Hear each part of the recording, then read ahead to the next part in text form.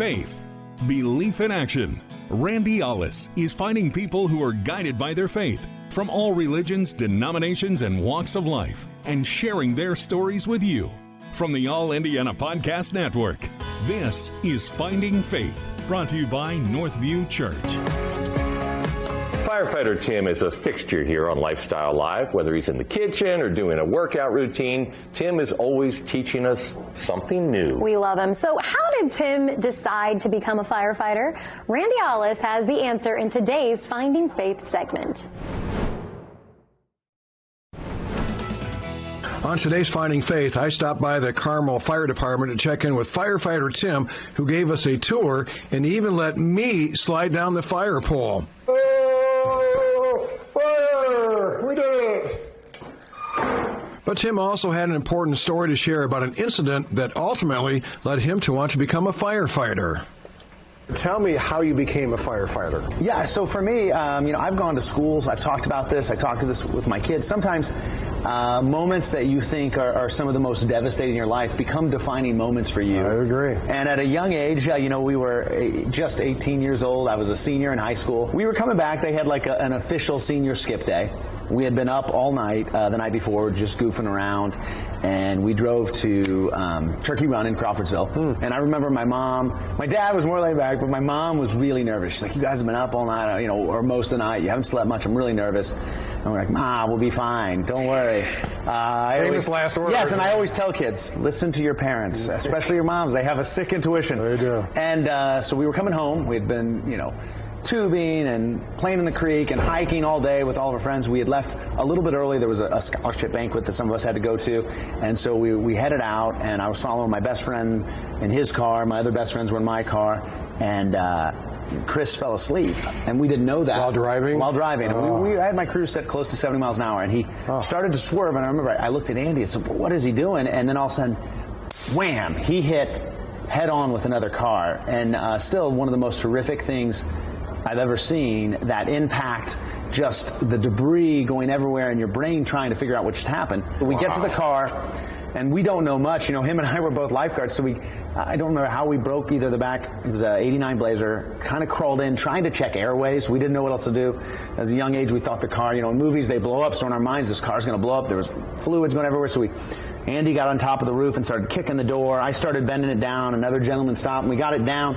We pulled all my friends, or two of them that we should have, and honestly, hindsight, we should leave that to the professionals. Yeah. We didn't know that. We were young. We got Chris out of the car. Well, miraculously, all of them survived. But once we were sort of rendered helpless. Everybody survived a head-on collision, 70 miles an hour. Yes. That's a miracle. That was a miracle. The fire department showed up, and I watched them, use all their, people hear the term like jaws of life, but it's, we heard the extrication tools, they tore open the doors. They were able to get, Tim was another gentleman in the car, then Jay, who's one of my best friends to this day, Jay out of the car. He had broke his jaw in 4 places and was really almost unrecognizable. He was awake. I remember looking at him saying, Jay, you're going to be fine. Now, he doesn't remember any of this. And then they got him off. He ended up airlifting him to Methodist. Chris had a broken vertebrae. Colleen had a closed head injury, so a really bad concussion. The officer had come to, the police officer, the DARE officer had come to school 2 weeks before and had said something like, look around, one of you statistically won't be at graduation. I thought, oh my gosh, it's my friends. Wow. And again, a miracle. They all survived. Jay made a full recovery, played rugby for Purdue. Oh my God. Which is amazing. And I'm godfather to his third. Him and his wife have 3 beautiful children. So Patrick is my godson. But at that point, I went to school for education, but it just kept being in the back of my mind. What happened that day and what the firefighters did to alter and save my best friend's life, right? They jumped into that emergency, and the police officers that were there that day. But I just kept thinking about it, and I was on the 4.5 to 5 year plan for school. Yeah. My wife was on a more of a straight trajectory, and at the time, she was my very serious girlfriend, and I remember calling her and saying, Teresa, I think I got to switch gears. I think I need to do this fire department thing.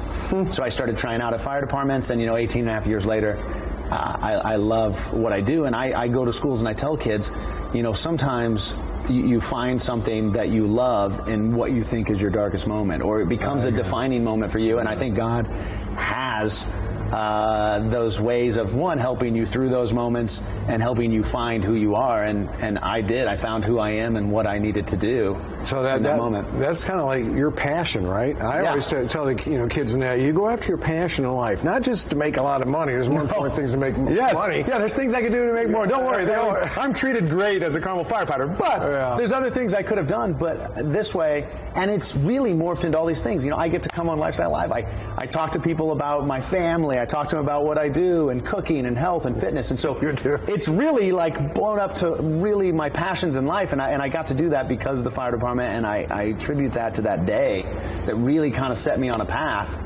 And that lit the fire inside. Exactly. No pun intended there. So, but I mean, it really. And I don't plan to put it out for several more years. Exactly. I love what I do. I'm Randy Ollis. Thanks for joining me in the Finding Faith podcast. Join me again next time as I share more stories of people who are guided by their faith. If this podcast has touched you, I hope you'll share it with a friend. If you have a story you want to share, go to Life.Style.Live.tv and click on the contact button. This is Finding Faith with Randy Ollis. Be sure to like and subscribe to this podcast, and be sure to check out other great podcasts on the All Indiana Podcast Network online at allindianapodcastnetwork.com.